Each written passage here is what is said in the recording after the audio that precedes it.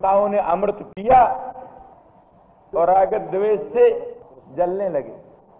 अमृत मिला देवताओं को और उसी के कारण देवासुर संग्राम शुरू हो गया। देवासुर संग्राम, देवताओं ने कहा ये अमृत हम लेंगे, असुरों ने कहा ये अमृत हम लेंगे। दोनों में संग्राम ठन गया।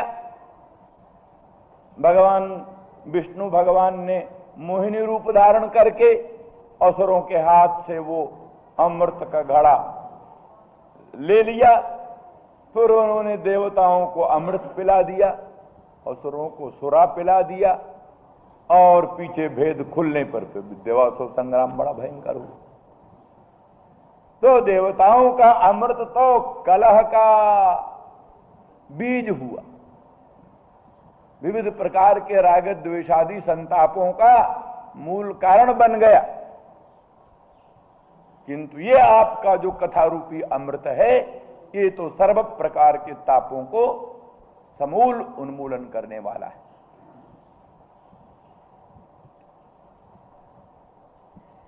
कलमसापहम, कलमस जो है, लिखते हैं श्रीधर स्वामी, काम कर्म निरसनम। कलमसापहम माने काम कर्म निरसनम, विविध प्रकार के काम और विविध प्रकार के शुभाशुभ कर्म सबको निरसन करने वाला है।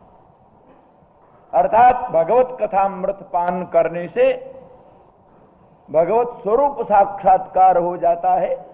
भगवत स्वरूप साक्षात्कार होने से काम और कर्म दोनों का समूल उन्मूलन हो जाता है। ज्ञानाग्नि सर्व कर्माणि भस्मसात् कुरुते अर्जुन, और भिद्यते हृदय ग्रंथ छिद्यन्ते सर्व संशयाः। तो हृदय ग्रंथि काम रूपेण व्याख्याता, काम रूप ही हृदय ग्रंथि हैं। तो काम रूप हृदय ग्रंथि भी भगवत स्वरूप साक्षात्कार से ही नष्ट होती है, और कर्म रूपी बंधन भी ज्ञानाग्नि से नष्ट हो जाते हैं। तो भगवत कथा अमृत पान करते करते ज्ञान अपने आप ही हो जाता है। जैसे कि कहा है, तुष्टि पुष्टि क्षुध पायो अनुघासम। जैसे मधुर मनोहर पक्वान्न के भक्षण के समय में मनो प्रतिग्रास मालपूड़ा और मोहन भोग खाते जाएं, प्रतिग्रास में साथ ही तुष्टि, साथ ही पुष्टि, साथ ही क्षुधा की निवृत्ति। तुष्टि और पुष्टि और क्षुधा की निवृत्ति साथ साथ चलती है। तो जो भगवत कथा पारायण है, भगवत कथामृत पान में जो निरत है, उसके लिए भक्तिर विरक्तिर भगवत प्रबोध, भक्ति और विरक्ति और भगवत प्रबोध साथ साथ होता चलता है। जैसे तुष्टि और पुष्टि और क्षुधा की निवृत्ति साथ साथ होती चलती है, तैसे भक्तिर विरक्तिर भगवत प्रबोधा, भगवान के चरणारविंद में भक्ति, संसार से परम विरक्ति और भगवत स्वरूप का प्रबोध साक्षात्कार, ये सब भगवत कथा पारायण व्यक्ति को अपने आप मिलता है। इस तरह से आपके कथामृत से कलमस का अपहनन हो जाता है, माने काम कर्म का निरसन हो जाता है। जो सनातन गोस्वामी आदि अर्थ करते हैं, कलमस माने संसार, संसार और संसार का मूल कारण पाप माने शुभाशुभ कर्म, शुभाशुभ कर्म और शुभाशुभ कर्म का फलभूत जो संसार, वो सब का अपहनन हो जाता है आपके कथामृत से। जो भगवान के मंगलमय कथामृत का निरंतर पान करते हैं, उनके लिए संसार और संसार का मूलभूत जो पुण्य पाप रूप कर्म सब का सब बाधित हो जाता है। एतावता कहा, अमृत जो है, अमृत में दो बात होती, तीन बात होती। एक तो अमृत पहले क्षुधा तृषा रोग दोष आदिकों का अपनोदन कर। किसी को अमृत पीने को मिला तो उससे क्षुधा तृषा रोग दोष आदिकों का अपनोदन होगा, अनर्थ निवारण। पीछे बल पुष्टि आदिकों का आधान, बल और पुष्टि आदिकों का आधान। और उसके बाद में वो अमृत स्वयं भी मधुर रसमय है, इसलिए अनर्थ निवारण का साधन, अभीष्ट प्राप्ति का साधन और स्वयं फल रूप, यानी साधन भी है फल रूप भी है। परम मधुर है इसलिए तो फल रूप है, और रोग दोष का निवारण करने वाला है, और बल पुष्टि आदिकों का आधान करने वाला है। अनर्थ निवारण अभीष्ट प्राप्ति इन दोनों का साधन है, और स्वयं परमामृत है, रस परम रसमय है, इसलिए स्वयं फल स्वरूप है। उसी तरह से भगवत कथामृत, भगवत कथामृत संसार और संसार का मूल पुण्य पापमय कर्म, इनका तो अपनोदन करने वाला है, अपनोदन करने वाला है, और साथ ही वो सर्वार्थ प्रापक भी। कभी भी सर्वार्थ प्रापकत्वेन ईडितम संस्तुतम, कभी भी मन व्यास वाल्मीकि आदि भी सर्व पुरुषार्थ प्रापकत्वेन ईडितम संस्तुतम। व्यास वाल्मीकि आदिकों ने सर्व पुरुषार्थ साधनत्वेन, सर्व पुरुषार्थ प्रापकत्वेन आपके कथामृत का संस्तवन किया। इसीलिए शृण्वन् राम कथा नादम कौन याति परांगतिम, राम कथा नाद का जो पान करते हैं वो कौन ऐसा व्यक्ति है जो परागति को नहीं प्राप्त हो जाएगा। इसी तरह से सब जगह व्यास आदिकों ने भी सर्व पुरुषार्थ साधकत्वेन, सर्व पुरुषार्थ प्रापकत्वेन भगवत कथामृत का संस्तवन किया। तो इसलिए कल्मषाप है, अर्थात संसार और संसार के मूलभूत अविद्या काम कर्म का समूल उन्मूलन करने वाला है, और सर्वार्थ साधकत्वेन महर्षियों द्वारा संस्तुत है। इसलिए इसके द्वारा पुत्रार्थी लभते पुत्रम, धनार्थी लभते धनम। पुत्रार्थी को भगवत कथा सुनते सुनते पुत्र मिल जाता है, धनार्थी को भगवत कथा सुनते सुनते धन मिल जाता है, स्वर्गार्थी को स्वर्ग मिल जाता है, और विभिन्न प्रकार के जो अभीष्ट पुरुषार्थ हैं सब अभीष्ट पुरुषार्थ भगवत कथा अमृत पान करते करते अपने आप मिल जाते। इसलिए परम पुरुषार्थ साधकत्वेन महर्षियों द्वारा ये संस्तुत है भगवत कथामृत। तव कथामृतम तप्त जीवनम कविभिरीडितम कल्मषापहम श्रवण मंगलम श्रीमदाततम। और अब देखिए वो अमृत जो है लौकिक अमृत, लौकिक अमृत को कभी लोग संस्तुत नहीं करते, वो तो तुच्छ कहते, देवताओं का अमृत तुच्छ। को कथा को सुधा लोगे को काचक को मणिर महान। कहते हैं जिस समय परीक्षित को भगवान सुखदेव जी श्रीमद् भागवत कथामृत पान करा रहे थे, भागवत कथामृत पान कराने को प्रस्तुत हुए तो देवता आए वहां से इंद्रलोक से अमृत का घड़ा लेकर के। कहा लो अमृत घड़ा ले लो, राजा को पिला दो। तो ये राजा को, परीक्षित राजा को ये अमृत पिला दो और कथा हमको प्रदान कर दो, कथामृत हमको प्रदान कर दो, ये अमृत घट ले लो, राजा को पिला दो, राजा जी जाएगा। तो कहते हैं भगवान बादरायणी हंसे, हंस पड़े, जहाज हंस पड़े। क्या सोचकर? कहा को कथा को सुधा लोगी। कहां कथा और कहां सुधा, दो को शब्द महदंतरम सूचयता। दो को शब्द महान अंतर को सूचन कर दी, बड़ा भेद। क्वाहम मंदमति और क्वहाँ, ये ऐसे ऐसे अर्थों में क्व शब्द, दो को शब्द महद अंतरम सूचयता। तो को कथा को सुधा लोके, कहाँ कथा और कहाँ सुधा। अरे को काचा को मणिर्महा, कहाँ कांच और कहाँ मणि। कांच और मणि का कोई मेल है? बराबरी है। तो देवताओं की सुधा का और भगवत कथा सुधा का कोई मेल है? कोई मेल नहीं। इसीलिए सदा सर्वदा कवियों ने देवताओं की सुधा को तुच्छ ही बतलाया है, उसका कोई आदर नहीं किया। लेकिन भगवत कथा अमृत का इन लोगों ने संस्तमन किया। इसीलिए ये सुधा कलमस का अपहनन भी नहीं करती। संसार और संसार के मूलभूत अविद्या काम कर्म का अपनोदन भी कहां करती है देवताओं की सुधा।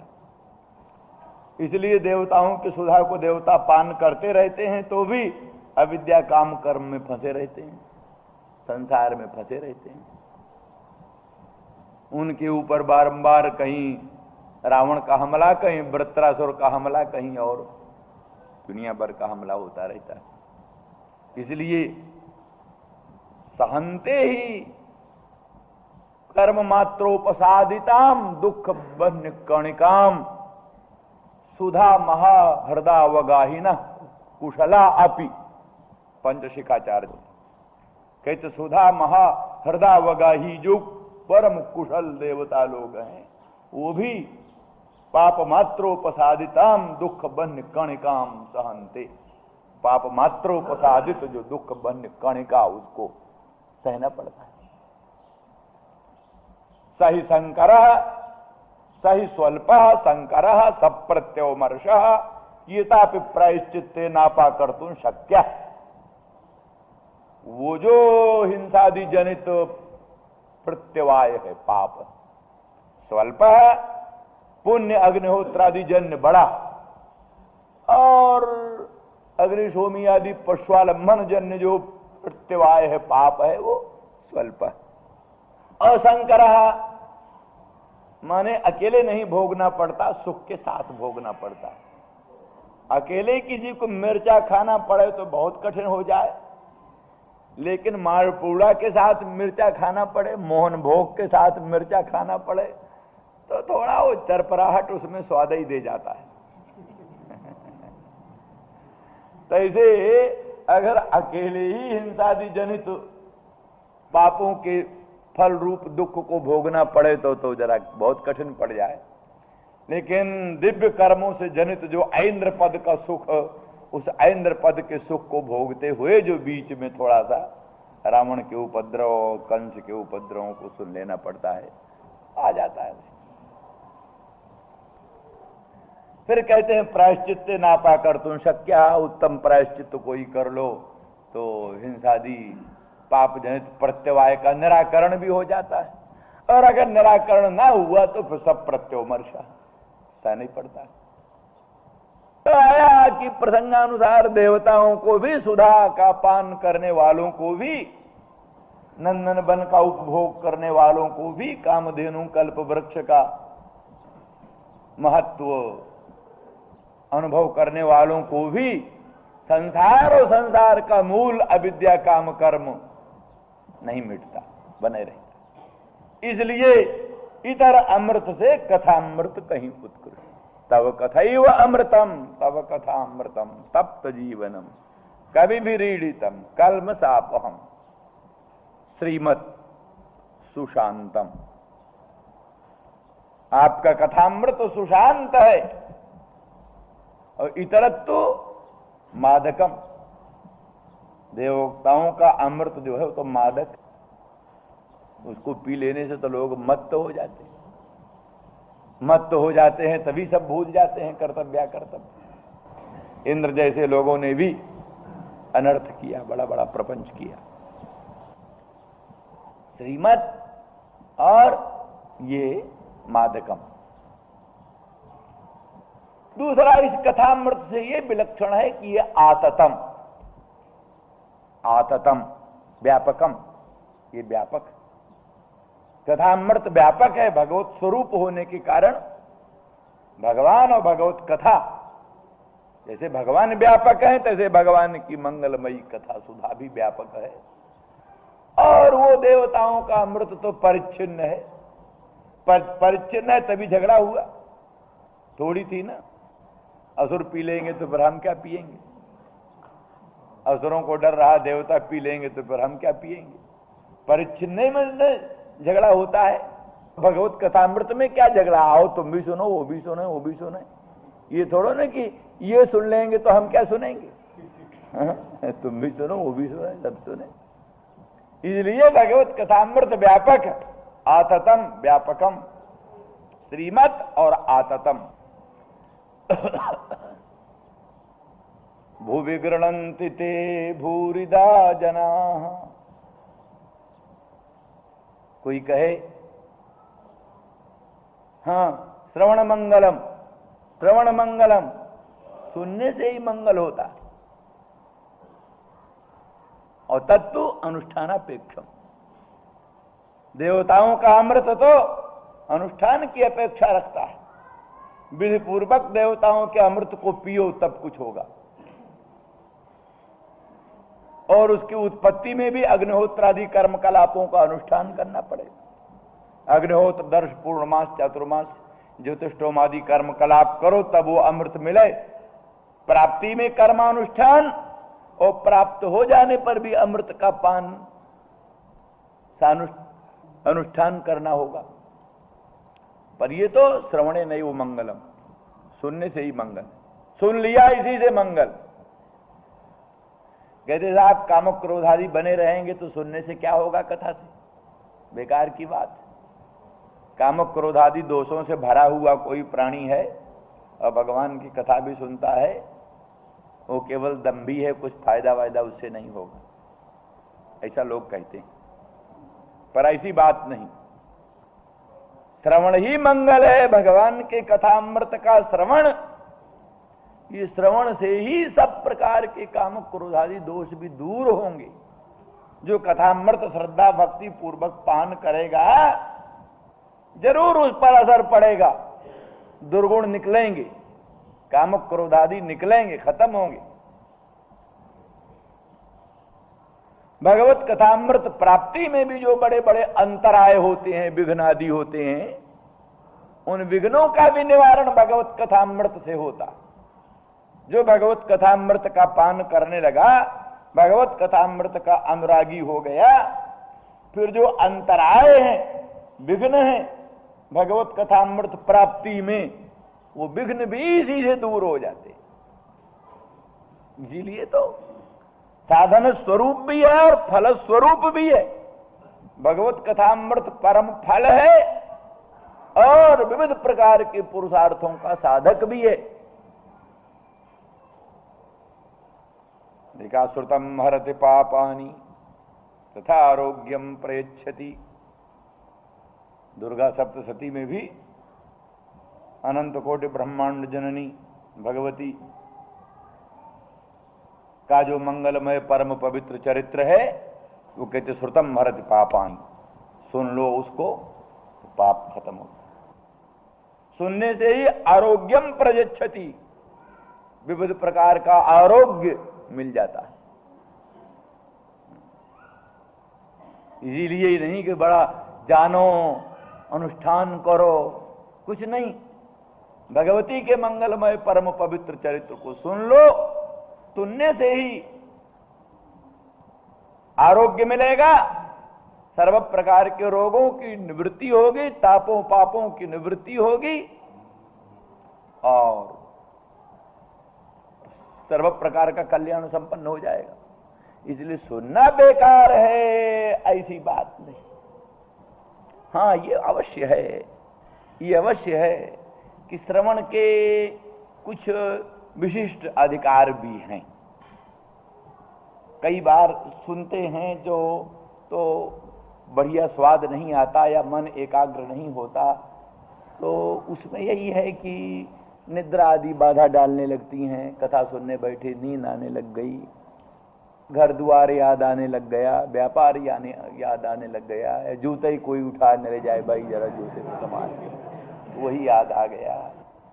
ऐसी ऐसी बहुत सी चीजें हैं तो मन को ठीक एकाग्र नहीं होने देते, और एकाग्र हुए बिना तो कहां की कहां बात चली जाती। जरा सा मन इस तरफ उस तरफ गया, कथा कहां की कहां पहुंची। हाँ भाई, क्या क्या बात हुई थी, क्या बात, तुम कहां थे भाई? यहीं तो बैठे थे, कहां गए? बोले अन्यत्र मना अभुवम ना हम दर्शम, भाई मन हमारा और जगह था। ये गड़बड़ी हो जाती है, इसलिए उन्होंने बतलाया तावत कर्माण कुर्बी तो न निर्विद्येत जावता मत कथा श्रवणादौ बा श्रद्धा जावन न जाए थे। तब तक कर्मकांड खूब श्रद्धा भक्ति से करना चाहिए, जब तक पूर्ण वैराग्य न हो जाए, लोकैषणा पुत्रैषणा वित्तैषणा से पूर्ण निर्मुक्ति न हो जाए, वैराग्य न हो जाए, तब तक भगवत कथा सुनते हैं। अथवा मत कथा श्रवणादौ बा श्रद्धा जावन न जाए थे, जब तक भगवान की मंगलमयी कथा सुधा में के आस्वादन में पूर्ण श्रद्धा न हो। तो इसीलिए तो देखते हो ना, सिनेमा में कितने लोग इकट्ठे होते हैं और भगवत कथा में कितने लोग इकट्ठे होते हैं।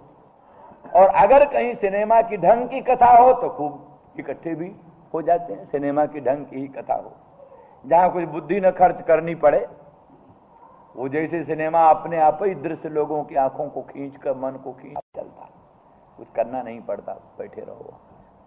इसी तरह से अगर ऐसी इसी ढंग की बात हो तो कुछ ऐसा भी मन लग जाता है। लेकिन जहां भगवत कथा अमृत, भगवत रस, भगवत रहस्य वर्णन वाली बात जब चलती है, तब थोड़ा शांत शुद्ध एकाग्र चित्त आवश्यकता होती है, तब वो बात समझ में आती है।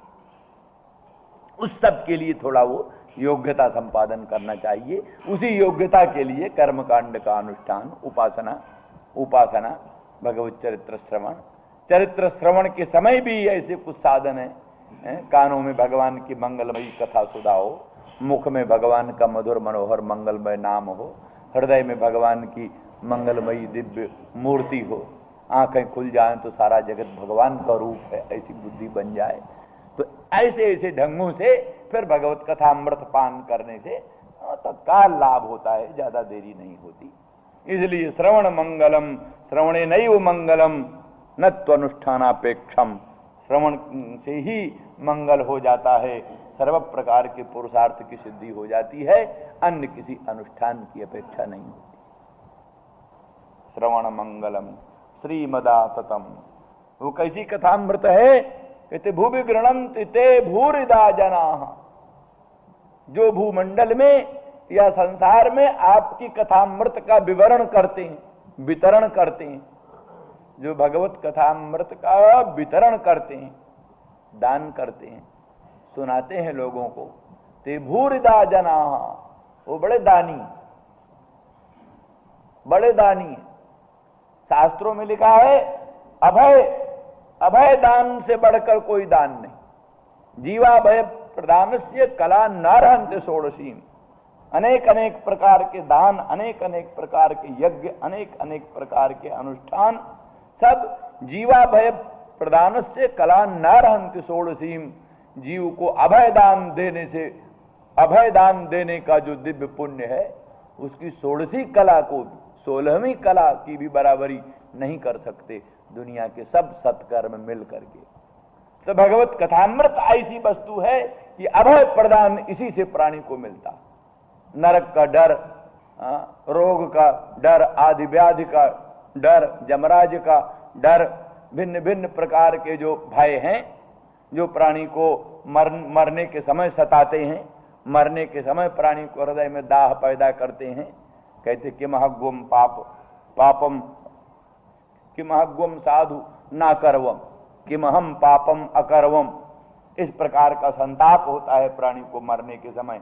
मैंने क्यों साधु कर्म नहीं किया, मैंने क्यों असाधु कर्म किया, मैंने क्यों अपना जीवन निरर्थक मूर्खतापूर्ण रूप से अपना जीवन खत्म कर दिया, मैंने क्यों नहीं अपना जीवन भगवान की आराधना में, भगवान की कथामृत में लगाया। इस प्रकार के जो संताप होते हैं मरने के समय में, वो फिर उसको नहीं होता। नहीं कृता करते तपता, फिर उसको कृत अकृत दोनों से ताप नहीं होता, उसको किसी प्रकार से भी कृताकृत से ताप नहीं होता। तो इस तरह से अभय अभय प्राप्ति। अंत में भगवान व्यास पुत्र सुखदेव जी ने परीक्षित को कहा, राजन क्या है, समझ लिया ना? तंतु राजन मरिष्येति पशु बुद्धि में मान जही, ये पशु बुद्धि है, मैं मरूंगा। कौन मरता है? समझ ले दे, इंद्रिय मन बुद्धि अहंकार से अतीत अजर अमर अनंत अखंड सच्चिदानंद घन परात्पर पर ब्रह्म का अंश है। परात्पर पर ब्रह्म भगवान के ही स्वरूप में है तू। इसलिए तंतु राजन मरिष्येति पशु बुद्धि में मान जही, मरूंगा ये तो पशु बुद्धि, अज्ञानी की बुद्धि, पशु बुद्धि। इस पशु बुद्धि को छोड़ फिर उसी प्रकार का अनुभव किया परीक्षित ने, अहम ब्रह्म परम धामो ब्रह्म हम परमम पदम। और फिर कह दिया, भले तक्षक आए, भले सांप आए, काटे शरीर, जले मरे, कुछ भी नहीं, हमारा कोई संताप नहीं, हमको कोई दुख नहीं। हम आपके अनुग्रह से हम भगवान के मधुर मनोहर मंगलमय स्वरूप में प्रविष्ट हो गए, परमानंद घन भगवान के मंगलमय अंक में हम पहुंच गए। अब तक्षक का कोई डर नहीं, सांप का कोई डर नहीं, किसी प्रकार का भय नहीं, अभयं दर्शितम् नहीं इत्यादि। तो इस तरह से भगवत कथा अमृत का ये परिणाम। इसीलिए उन्होंने कहा कि संसार में क्या नाम, श्रोतव्यादीन राजेंद्र प्रणाम संत सहस्र। कितना श्रोतव्य है, कितना मंतव्य है, कितना निधिध्यास्तव्य है, इसका कुछ पारावार नहीं। संसार में क्या क्या सुने, क्या क्या मनन करें, क्या क्या ध्यान करें, इसका कुछ अंत नहीं। इसलिए तस्मात् भारत सर्वात्मा भगवान हरि ईश्वर श्रोतव्य कीर्तितव्य स्मर्तव्यश्चिच्छता भयम। एकमात्र भगवान का ही सर्वतोभावेन संकीर्तन करो, उन्हीं का मनन करो, उन्हीं का श्रवण करो, उन्हीं का विचार करो, यही जीवन का सार है। और तब जीवन का व्यर्थ अपव्यय करना इधर उधर। तो ये सब बातें भगवत कथामृत में है। इसलिए जीव को अभय दान देने का जो दिव्य पुण्य है, उस पुण्य की 16वीं कला की बराबरी कोई भी सत्कर्म संसार के नहीं कर सकते। इसलिए कहा भूवि गृह्णन्ति ते, जो आपके कथामृत को गान करते हैं और लोगों में वितरण करते हैं, वो भूरि दाता रहा, वो बड़े दाता हैं, सर्वदाता हैं, सर्वस्व के देने वाले हैं। तो इसलिए गोपांगना कहती हैं, वही भूरिद लोगों ने, भूरि दाताओं ने, वही आपका कथामृत सुना सुना करके हमको जिला रखा है श्याम सुंदर मदन मोहन। ये नहीं कि आपके चरणों में प्रेम नहीं है। हम आपके अवश्य मंगलमय मुखचंद्र के अधरामृत की अधिकारिणी हैं। इसलिए कृपा करके वो महौषध दे करके हमारी मोह मूर्छा का अपनयन करें, इत्यादि इत्यादि प्रार्थना है। श्री राम जय राम, जय जय राम, श्री राम जय राम, जय जय राम, श्री राम जय राम, जय जय राम, श्री राम जय राम, जय जय राम, श्री राम जय राम, जय जय राम, श्री राम जय राम, जय जय राम, श्री राम जय राम, जय जय राम, श्री राम जय राम, जय जय राम। धर्म की अधर्म का प्राणियों में विश्व का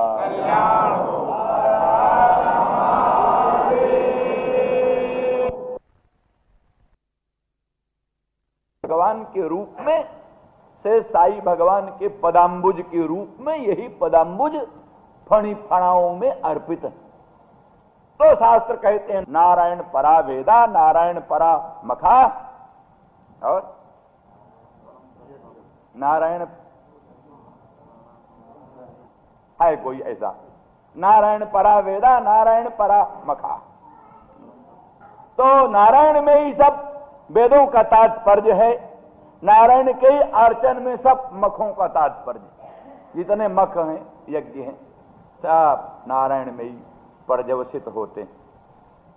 इसीलिए हरेक यज्ञों में यस्य स्मृत्या च नामोक्त्या तपो यज्ञ क्रियादिषु न्यूनम संपूर्णता जाति सद्यो वंदे तमच्युतम। उसे अच्युत की वंदना होती है। याज्ञिक लोगों की पद्धति में अब भी यही है, यज्ञ करेंगे, सब कुछ करेंगे, सांगोपांग संपूर्ण यज्ञ का अनुष्ठान करके अंत में ये स्मृत्या च नामोक्त्या तपो यज्ञ क्रियादिषु न्यूनम संपूर्णता जाति करके, और क्या नाम, विष्णवे नमः विष्णवे नमः विष्णवे नमः 12 बार। इसलिए जब यही पदाम्बुज फणिफणाओं में अर्पित हैं, इसलिए आप नारायण स्वरूप हो और नारायण में ही संपूर्ण वेदों का तात्पर्य है। इसलिए कर्म कांड और उपासना कांड का भी विषय यही पदाम्बुज है, और यही पदाम्बुज यतः प्रणत देहि नाम पापकर्षणम,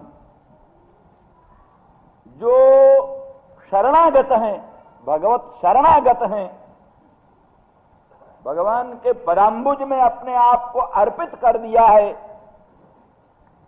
या जिन्होंने नमस्कार किया है श्रद्धा भक्ति से एक बार भी, एकोपि कृष्ण से कृत प्रणाम दशाश्वमेधा वो भृतेन तुल्य कृष्ण प्रण दशाश्वमेधी पुनरेत जन्मो कृष्ण। जीवन का मुख्य लक्ष्य, इसलिए केवल अर्थवाद वाक्यों द्वारा कर्मकांड में सदा निरत रहना इतना ही सब कुछ नहीं है, इसके आगे भी कुछ है। नौका के द्वारा नदी पार कर लो, आगे नौका को छोड़कर आगे भी घर और जाना पड़ेगा। ये नहीं कि बड़ी अच्छी नाव मिल गई तो वहीं डेरा जमा दिया, यही बहुत अच्छा है, यहीं रहेंगे। नौका तो नदी पार करने के लिए, नौका सदा सर्वदा के लिए, डेरा जमाने के लिए नहीं। तैसे कर्मकांड रूपी नौका पाशविक काम कर्म ज्ञान रूपी नदी को अतितरण करने के लिए, पार करने के लिए है। वैदिक काम कर्म ज्ञान रूपी नौका का सहारा लेकर पाशविक काम कर्म ज्ञान रूपी मृत्यु को तर करके फिर विद्यामृतमश्नुते, अंत में भगवत तत्व विज्ञान, भगवत भक्ति के द्वारा भगवत भाव को प्राप्त होना, ये अंतिम उद्देश्य। ये बात समझ में आए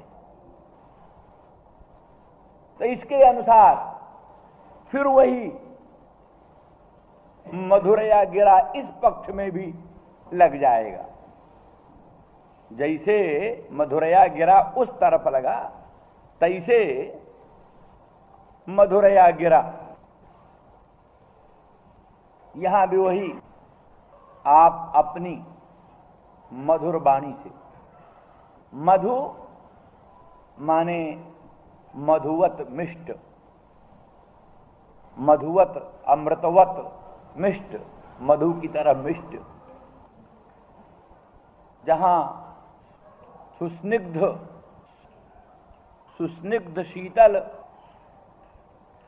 अवलोकन पूर्वक जो मधुर वाणी, आपकी मधुर वाणी, अमृत वर्षिणी वाणी, वो सुस्निग्ध कमल दल नयनों से अवलोकन सहित सुस्मित सुस्निग्ध निरीक्षण पूर्वक जो अमृत वर्षिणी दिव्य वाणी, उस दिव्य वाणी के द्वारा जो ऐसी मधु हो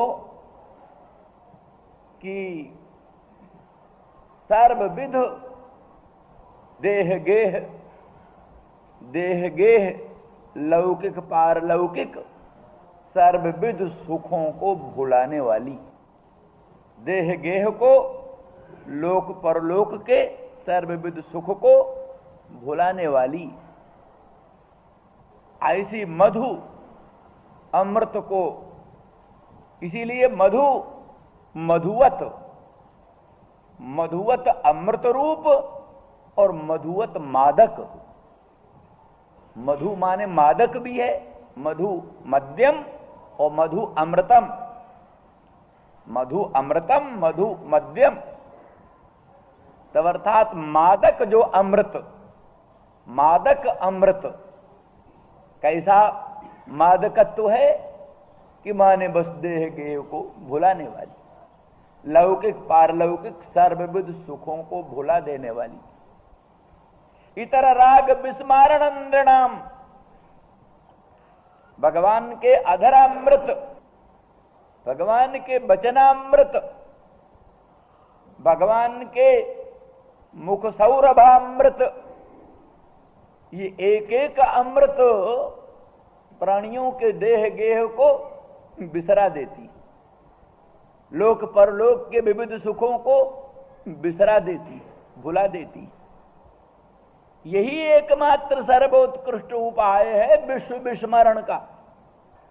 नहीं, हजार प्रयास करते रहे विश्व विस्मरण होता ही नहीं। हजार ज्ञान ध्यान का इंतजाम करते रहे, विश्व भूत प्रेत की तरह सिर पर सदा खड़ा रहता।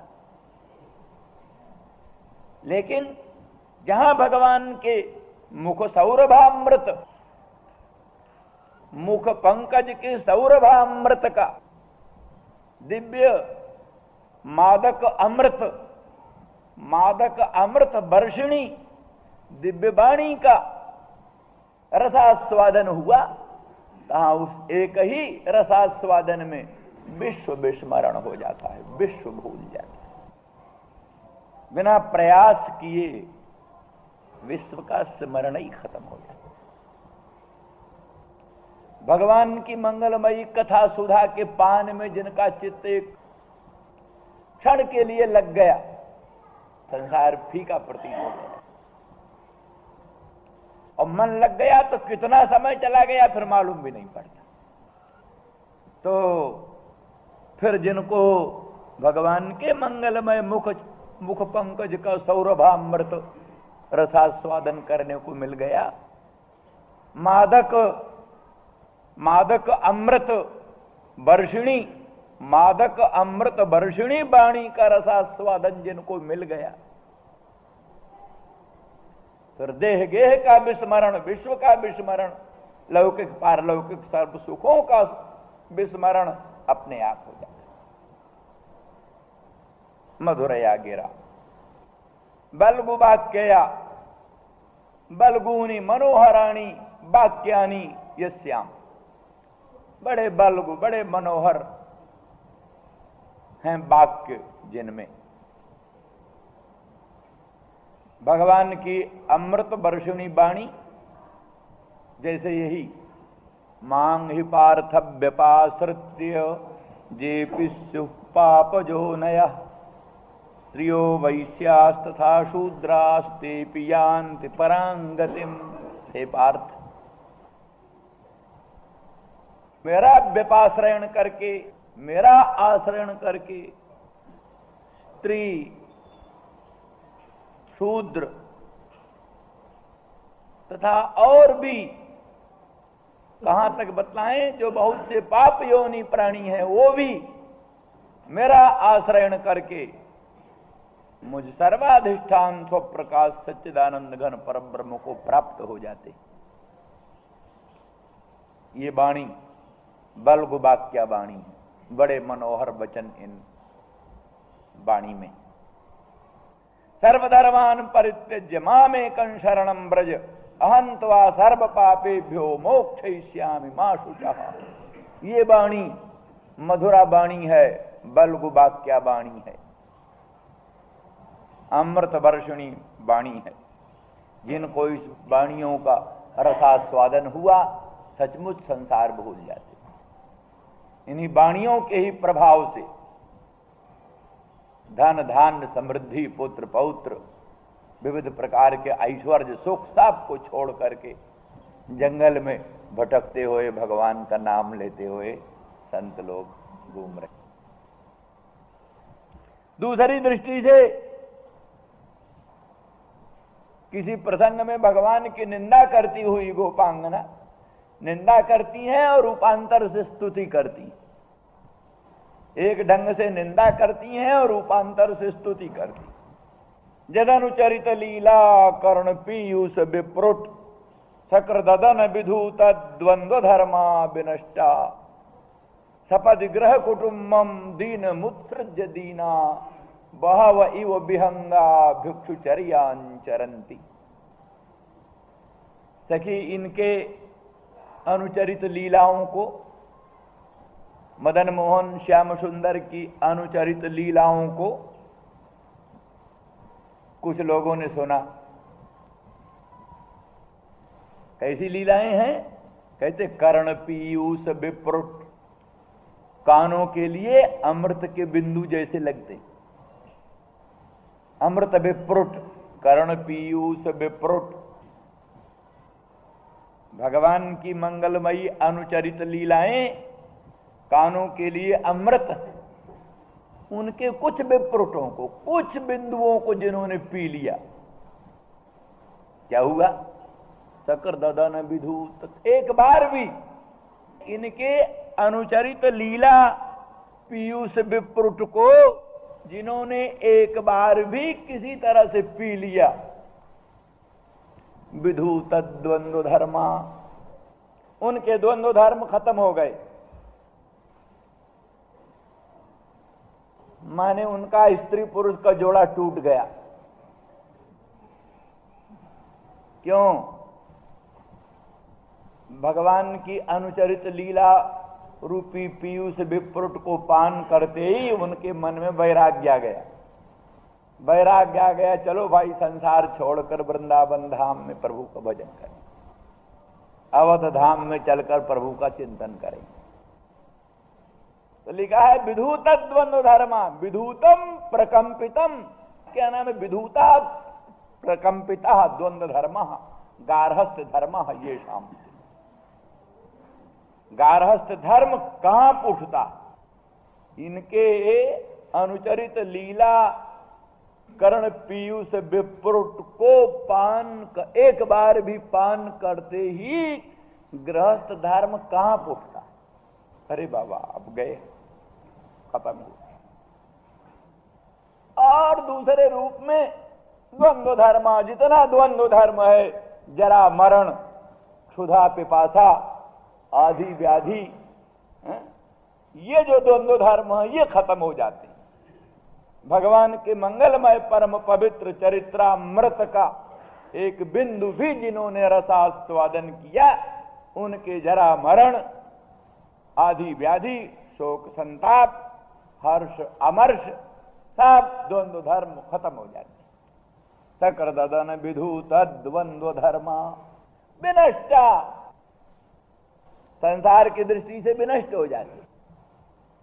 क्या हो, फलाने का लड़का का हालचाल है? कहा वो नष्ट हो गया। माने क्या नष्ट हुआ? अरे साधु संत हो गया भाई। फलाने के लड़के क्या है तो नष्ट हो गया। क्या हो गया? अरे साधु संत हो गया, बाबा जी हो गए। इसलिए कहा विनष्टा, विनष्ट हो गया। शास्त्र की दृष्टि से न प्रेत्य संज्ञास्ति अविनाशी बारे मात्मानुच्छित धर्म एतेभ्यो भूतेभ्य समुत्थाय तान्यवानु विनश्यति। देहेन्द्रियाद रूपेण परिणत भूतों से, देहेन्द्रियाद रूपेण परिणत भूतों से विद्युत होकर के तान्यवानु विनश्यति, उसके विनाश के साथ ही नष्ट हो जाता। माने सैंधव खिल्य, लवण का टुकड़ा समुद्र में डाल देने पर उसकी उपाधि के विनष्ट हो जाने पर वो खत्म हो जाता है, अलग अस्तित्व मिट जाता है। तैसे तत्व साक्षात्कार से देहेन्द्रियादि रूपेण परिणत भूतों से तादात्म्याभिमान मिट जाने पर काल्पनिक जीव भाव खत्म हो जाता है सदा के लिए। इसलिए विनष्टा, इस अंश में कहा विनष्टा। शक्र ददन विधूत द्वंद्व धर्मा विनष्टा सपदि ग्रह कुटुंबम दीन मुत्सृज्य दीना। क्या होता है? कहते हैं दीन ग्रह कुटुंब को छोड़कर, ग्रह को, कुटुंब को, दीन को रोते हुए, बेलबेलाते हुए, माता पित्रोरुदितो सतो प्रभुजित पुत्र, माता पिता रो रहे हैं, बिलबिला रहे हैं, पुत्र हो गया परब्रजी, हो गया सन्यासी पुत्र, माता पिता रोते रह गए। तो सपदि गृह कुटुंबम दीन गृह कुटुंब को छोड़ करके स्वयं दीना, खाने का इंतजाम नहीं, पीने का इंतजाम नहीं, पहनने का इंतजाम नहीं, रहने का इंतजाम नहीं, स्वयं दीना। बहवै वो विहंगा भिक्षुचर्यांचरंती, विहंगों की तरह पक्षी कहां बैठता है, आज इस पेड़ पर, कुछ कल उस पेड़ पर, उस पेड़ पर। विहंग का जैसा कोई आधार नहीं, जैसे विहंग की तरह इधर उधर भटकते हुए जीवन यात्रा के लिए भिक्षुचर्यांचरंती, भीख मांगते हैं। भोजन का समय हुआ, लेकर दंड पहुंचे नारायण, हेलो भाई दो भिक्षा कुछ डालो, बाबा जी आए। ये दशा होती, भिक्षुचर्यांचरंती। विश्लेषण प्रशंसा भी करती हैं, विहंगा हंसाय, हंस जैसे होता है, क्षीर नीर का विवेचन करने वाला हंस जैसे होता है, वैसे आत्मा अनात्मा का, हेय उपादेय का विश्लेषण करने वाला, अर्थात भगवान के मंगलमय परम पवित्र चरित्रामृत का एक बिंदु भी पान करने वाला भगवत भक्त जोगींद्र मुनीन्द्र शीघ्र ही दीन गृह कुटुंब को छोड़कर, विरक्त होकर अरण्य में जाकर दीनवत लोगों को प्रतीत होता हुआ भी वस्तुतः हंस की तरह क्षीर निर्विवेकी होता हुआ, आत्मा अनात्मा का विवेकी होता हुआ, हे उपादेय का विश्लेषण करता हुआ, और भिक्षुचर्या माने भिक्षुचर्या उपलक्षित संन्यास आश्रम को धारण कर लेते हैं। ये गोपांगना करती। तो इस दृष्टि से ये भगवान की मधुर वाणी का चमत्कार, सर्वधर्मान परित्यज्य मामेकं शरणं व्रज, जहां भगवान की वाणी को सुना पूरा विश्वास, अरे प्रभु ऐसा कहते हैं, अनंत ब्रह्मांड नायक प्रभु सर्वेश्वर सर्वशक्तिमान आश्वासन देते हैं, मेरी शरण आओ तो तुम्हें 7 प्रकार के पापों से विमुक्त कर देंगे, मत शोक करो, मत चिंता करो, निर्भय पद प्रदान करेंगे।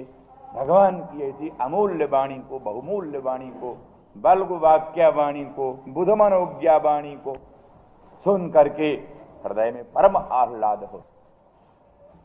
इसीलिए संसार से विमुक्त होकर, देहादि अनुसंधान रहित होकर, बल्गु वाणी के, बल्गु वाक्या वाणी के प्रभाव से देह गेहादि अनुसंधान से शून्य होकर निरंतर भगवत परायण, भगवत अनुसंधान होते हुए और आपकी आराधना में उनके फिर मोहयती ही, वो भी मोह को प्राप्त होते हैं। कैसे मोह को प्राप्त होते हैं? माने आपका जो पुष्कर एक क्षण, आपका जो मनोरम मुख कमल है, मुख कमल में जो अधर रूपी दल है, मुख कमल में अधर रूपी दल में जो सीधु है, अधर सीधु है, अधर सीधु है, उसी के लोभ में मोह को प्राप्त हो जाते हैं। उनको दुनिया में और किसी वस्तु का मोह नहीं है, और किसी वस्तु का आकर्षण नहीं है। आकर्षण एकमात्र है प्रभु के मुख कमल में, अधर रूपी दल में जो वो सीधु है, मादक मधु है, वही मिले, वही मिले, उसी मात्र की एक आकांक्षा रह जाती है। सब आकांक्षाएं खत्म हो जाती, दुनिया भर की सब आकांक्षाएं खत्म हो जाती हैं। एक ही आकांक्षा, भगवान के अधर सीधु की आकांक्षा। अधरम धर्तुम अशक्यम जत सीधु तत् अधर सीधु, धर्तुम अशक्यम जत सीधु तत् अधर सीधु, माने अपरिमित अधरामृत मिले, श्याम सुंदर मदन मोहन श्री कृष्णचंद्र का अपरिमित जो धर्तुम अशक्यम, धारण करने को अशक्य हो, अपरिमित अनंत अधरामृत प्राप्त हो, यही कामना हो। अथवा अधरम अवरम निकृष्टम सीधु अपि यस्मात् तत् अधर सीधु। अधरम माने अपकृष्टम, अवरम अधर है, अवर है, अपकृष्ट है, सीधु मादक मधु, जिससे मादक मधु भी जिसकी अपेक्षा अवर ठहरता है, निकृष्ट ठहरता है, ऐसा अधर सीध। वो भगवान के मंगलमय मुखचंद्र का अधरामृत जिसकी अपेक्षा मादक मधु भी निकृष्ट कोटि का ठहर जाता है, सर्वोत्कृष्ट मादक अमृतमय मधु जिसकी अपेक्षा निकृष्ट ठहर जाता है, इस प्रकार का अधरामृत की ही आकांक्षा उनके मन में उत्पन्न होती है और कुछ आकांक्षा नहीं उत्पन्न। तो उसी से इन भक्तों को आप्यायन करो। अथवा श्लोक का सार ये है कि पहले ये स्वागतम वो महाभागा प्रियंबक सर्वाणि किम इत्यादि वाक्य। तो मुग्धा गोपांगना बोलती हैं, मुग्धा गोपांगना बोलती हैं, श्याम सुंदर आपकी मधुर वाणी से हम लोग मोहित हो गई। वही मधुर वाणी जो वास्तव में मधुर नहीं थी, रस विघातिका होने के कारण परम कठोरतरा थी, लेकिन उपरिष्टात् प्रतीत होती थी मधुर। जैसे स्वागतम वो महाभागा आपने कहा, हम सब गोपांगना अपना सर्वस्व त्याग कर आपके मंगलमय चरण पंकज में श्रीमद् वृंदावन धाम में पहुंची, तब आपने स्वागत किया, स्वागतम वो महाभागा। पर यह स्वागत प्रताड़ना पूर्ण स्वागत था, छल छद्म था। उपरिष्टात् मधुरया, सुनने में मधुर किंतु अर्थ विचार में कटुतर।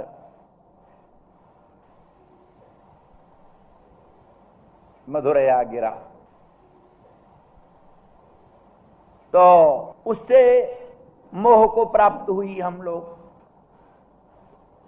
तो अब ये मोह अंत दशा रूप है, मरण की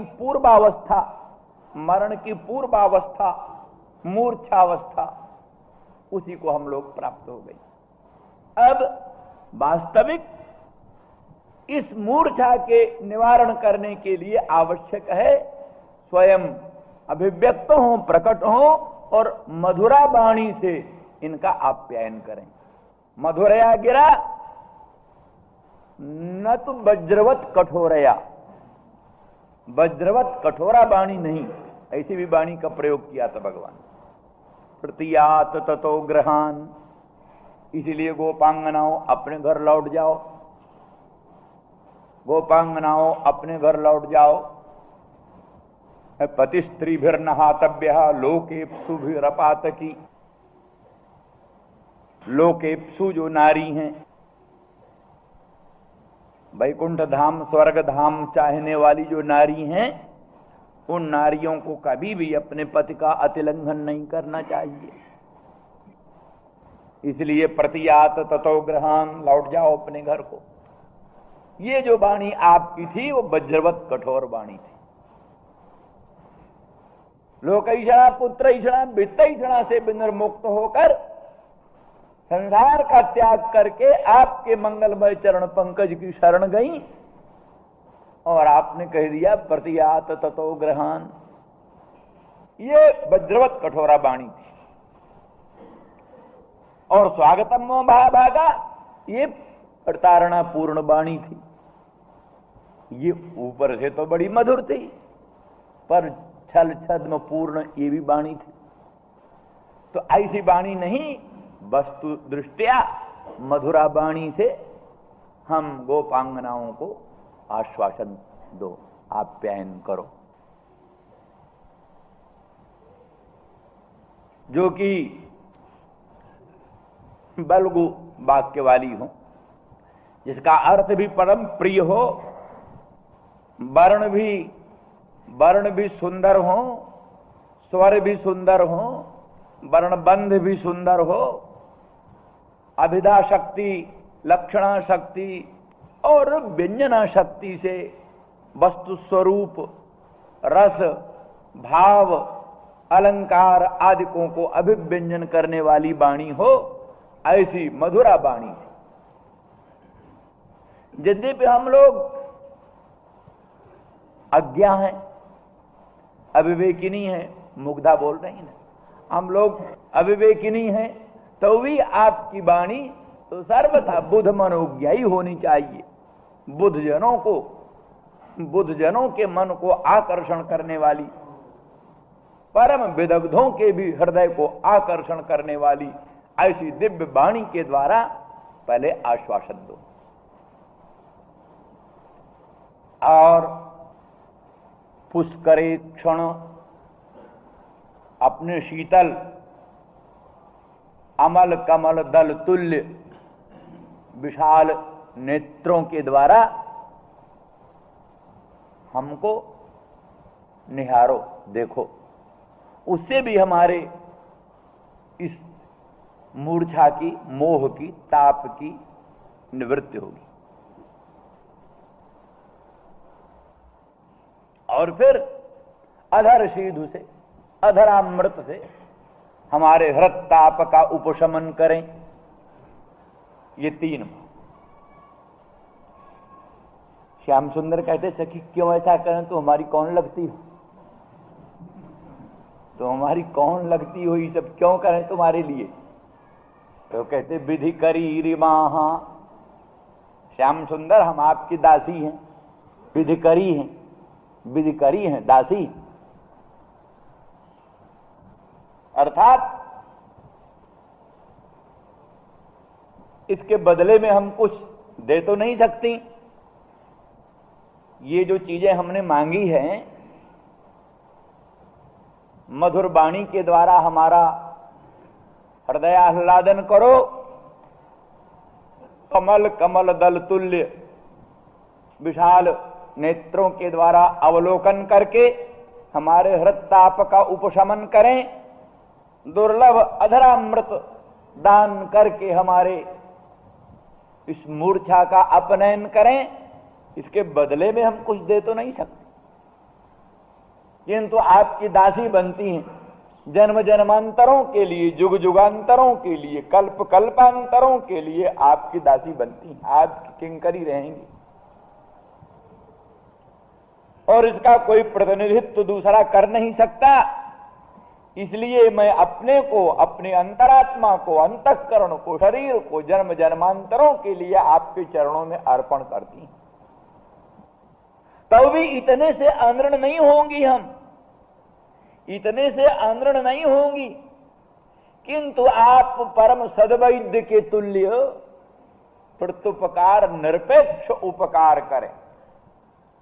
जैसे कोई सद्वैद्य प्रत्युपकार की ना अपेक्षा करके उपकार करता है, प्रत्युपकार नहीं ढूंढता, इसके बदले में ये क्या करेगा। इसलिए वीर, वीर संबोधन, वीर संबोधन, दया, दया वीर, दानवीर, आप दानवीर हैं। और सात्विक दान भी तो वही है जो प्रत्युपकार निरपेक्ष दान होता है, जहां दान में ये लक्ष्य होता है कि हम दान करेंगे तो ये फिर ऐसा करेंगे हमारे से। एक गाय देना है बहुत अच्छी, कि ऐसे ब्राह्मण को गाय दान दो जो अपना काम वाम समय पर कर दिया करे, ऐसा नहीं। इसलिए प्रत्युपकार निरपेक्ष दान ही दानवीर का मुख्य काम। इसलिए विधि करी रिमा वीर मोहियती अधर सीधुना प्याय स्वना। मानिनी गोपांगना कहती है, मानिनी गोपांगना। मनुशंका होती, मनुश्याम सुंदर ब्रजेंद्र नंदन कृष्णचंद्र बड़े दैन्य शब्दों में कहते हैं, सखी आपने इतनी तो अनुमति दी कि अपना चरण पंकज आपके उरोजों पर धारण करके उतने से ही अपने हृच्छय का हम अपनोदन कर लें, परंतु इतने से नहीं होगा, इतने से हमारे हृच्छय का अपनोदन नहीं होगा।